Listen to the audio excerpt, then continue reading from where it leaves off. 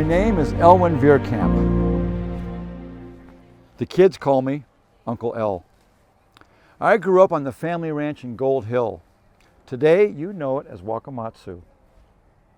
Education was always important to our family. They made sure me, my brothers and sisters, all got through high school. In fact, all 4 of my sisters became teachers in this area. My family was involved in cattle and agriculture around here for 150 years. My grandparents, Francis and Louisa, bought the Wakamatsu tea and silk colony after the Japanese left. As a boy, cattle were always a big part of my life. I had great pride in how I treated them. Some people say I like cattle more than people. Some cases might be true. My first herd was made up of mixed breeds. That's all my pocketbook would allow. My dad taught me how to breed those mongrels with Hereford bulls. In a few years, I had a respectable herd of beef cattle. I took my first herd to the high country in 1938. The herd grew over the years, and I eventually found a more permanent summer home near the Rubicon River in near Hellhole Reservoir in Placer County. Today, you're going to join me on Uncle L's Spring Cattle Drive, the year 1966. But before we set out on the trail, let me explain why a cattle drive is even necessary. It starts with what you see right here on the ground between the headstones: dead grass. Grass is the mainstay of a cattle's diet. In most places of the world, including here, summertime is just too dry to sustain a herd of cattle. Europeans have always moved their herds up to the mountains. My parents emigrated here from Germany not my parents, but my family emigrated here from Germany in the early 1800s, and they brought that knowledge with them. Today, most ranchers take their herds to the high country by truck or train. For almost 40 years, from 1938 to 1977, I did it the old-fashioned way, by hoof. We went up in the late spring, and we came back in the fall. You know, those cattle drives in many ways defined me. They provided connections. Connections to the land my people settled, to the food I ate, and to family and friends. Connections that a gruff old guy like me might not otherwise experience. Okay, let's get back to 1966. You wouldn't be here if you didn't know how to handle yourself on a horse. But this is the first cattle drive for a lot of you young'uns, and I promised your mama I'd get you home in one piece. So listen up. This is going to be 4 days of the hardest work you've ever done. It's dirty, it's loud, it's dangerous. Keep your eyes and ears open. By God, you're going to get yelled at. That's okay. Just do what you're told and we'll be fine. We have spent weeks rounding up, vaccinating, dehorning, and belling these cows. They're now used to being around people, which keeps them calm on the cattle drive. A small part of the herd is right here in Gold Hill. Most of it is pastured up at my cousin Fred's place in Garden Valley. We'll pick them up tomorrow along with the rest of the cowhands. Okay, 3 things, guys. Find your cattle. Spread out on the perimeter. You've all got your responsibilities. Keep those cows back as we head down Cold Springs Road. At the bottom of the hill on the left is the Vineyard House. Smell those chicken and dumplings? On the right is the old Protestant cemetery. That's where Francis and Louisa are buried. We're taking this herd right into Coloma. Keep those cows off of Highway 49 until the all clear signal is given. By law, cattle do have the right of way. And most folks in rural areas understand this. But out here on a state highway, anything can happen. Most of it bad. So vigilance is the key. Do you see how the lead cows are already starting to take charge? They're veterans of prior cattle drives. They know where they're going. The other cows sense that and follow. And they'll follow those lead cows into Coloma and turn right, and we're going to cross right over the Steele Bridge. Feel it sway under the cow's weight? The view of the American River from the bridge is quite a sight. By God, I love this country. We're headed straight up Mount Murphy Road. Keep them off Bain Road now. When we get to the top of Mount Murphy, we're going to turn right on Marshall Grade Road. Fred's place is coming up on the left near Garden Valley. That's where the herd will spend the night. Unlike the cowboys of old, we bring a few pickup trucks along to take you home at night so that you can sleep in your own beds. You guys did good today for rookie cowhands, but tomorrow the journey really begins and it's a lot harder. So get a good night's sleep. You're gonna need it. Day one. I hear some grumbling about it still being dark outside, but listen, we've got over 300 cows and calves to move, so get over it. We're on the east end of Garden Valley and we're headed up Black Oak Mine Road. Now, cattle always like to take the shortest distance between point A to point B. Most folks along our route understand this. Some people don't see the nostalgia in a bunch of cows trampling their lawns or making a snack of their flower garden.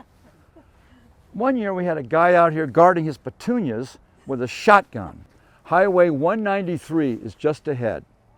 Once we've got traffic stopped, we'll start to move the herd across.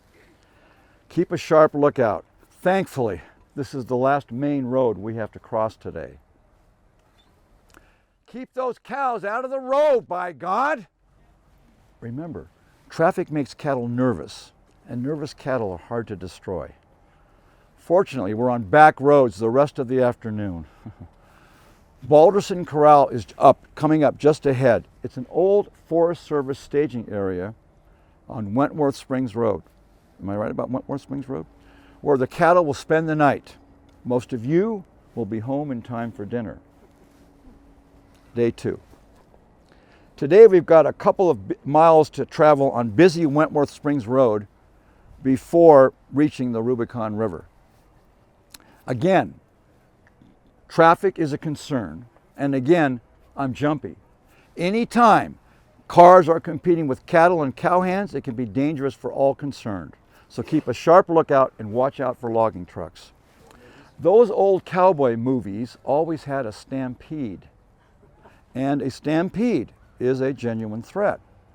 One backfire or loud motorcycle could set these cattle off and we'd be at Uncle Tom's cabin before you know it. Our destination is the Rubicon River, which lies in a deep, rugged canyon just north of here. Move them out! Driving cattle like this is a balancing act. The whole idea is to get the cows up to higher pastures and fatten them up. Now, a 3 or 4 day forced march uphill might not seem like the best way to do that. To most cattle ranchers, it's not. It's too far, too steep, too hard on the cattle, and too hard on the ranchers. But by God, it works for me. I'm good at it. All right, let me back up a moment. My ranch is closer to the mountains than most. I've found some summer pastures that are fairly close. I stay off the main roads, mostly, and the elevation gain is kept to a minimum. There's only one steep climb, and that's coming up later today. The Forest Service maintains a narrow suspension bridge over the Rubicon for cattle and hikers. It's just narrow enough to allow 2 horses or 2 cows. And in crossing that narrow bridge, it's very tense. Those cows have to trust us. That trust has to be earned. I spend all year with these cows earning that trust. In most years, we can get the herd across the river through the bridge in about an hour. On a bad year, there's no bridge. Some of you might be old enough to remember the Hellhole Dam failure back in 1964. We had a ton of rain. It took out the partially built cofferdam and sent a surge of destruction down the canyon, taking out the bridge and everything else in its path. That year, with no bridge, we had no choice but to take the herd through the river. Thankfully, Placer County was kind enough to limit its water release for us, but it was still dicey. The following spring, the Forest Service built a single-file trail bridge 30 feet above the Rubicon River. Morris and I covered it with fresh cow dung and dirt so it would smell familiar to the cows. The trick was getting the lead cows onto the bridge. Once we did and they started to cross, the rest of the herd dutifully followed. The climb out of the canyon is long, narrow in places, and so dusty. At times, you can't see 10 feet. We'll take a break and have a quick lunch at Dad Young's Spring before finishing the climb out of the canyon. Oh, look, there's Morris in his four-wheel drive pickup waiting for us with sandwiches and cold drinks prepared by my wife, Helen. You don't know hungry until you're trail hungry. The rest and hardest part of the day is behind us.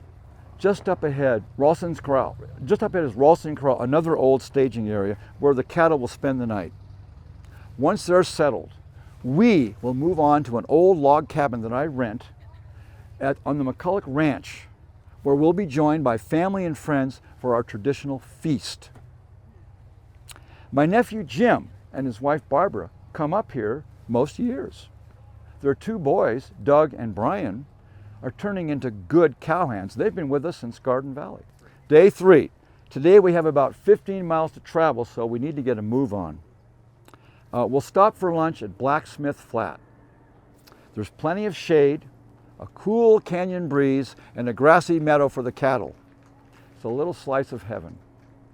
Once we finish lunch, we'll continue on the Ralston Trail to Ramsey Crossing, where the cattle will spend the night before being moved to their summer pastures. Day 4. We've reached the last day, and it's another tough one. Today we're going to split the herd and take them to their separate grazing areas. If they get half a chance, they'll wander up some old logging road or disappear in some tempting meadow and hide out. Strays are a real problem. Not only are they valuable, but the Forest Service requires a strict accounting of each cow's whereabouts. We have to chase every stray down. It can take hours or even days. Morris and I will be up here all summer. We keep an eye on the cattle in between fishing and hunting. In most years, we start back in late September. The cows are eager to go. It's getting cold and the grass is gone. When it gets time to go, sometimes those lead cows can take off on a dead run. Looks like some of them may have already gone. We'll be home in 3 days. Thank you for joining me today. Those years on the cattle drive were some of the best years of my life. Family and friends of all ages helped out. Many, like you, were first-timers. I tried to show them, and you, what it's like out there. It's not something you soon forget. I'd like to think those cattle drives helped turn our kids into strong men and women. Those kids have made Veerkamp a household name around these parts. They've given a lot back to their community over the years. I'd like to think those cattle drives had something to do with that. Thank you. Brian.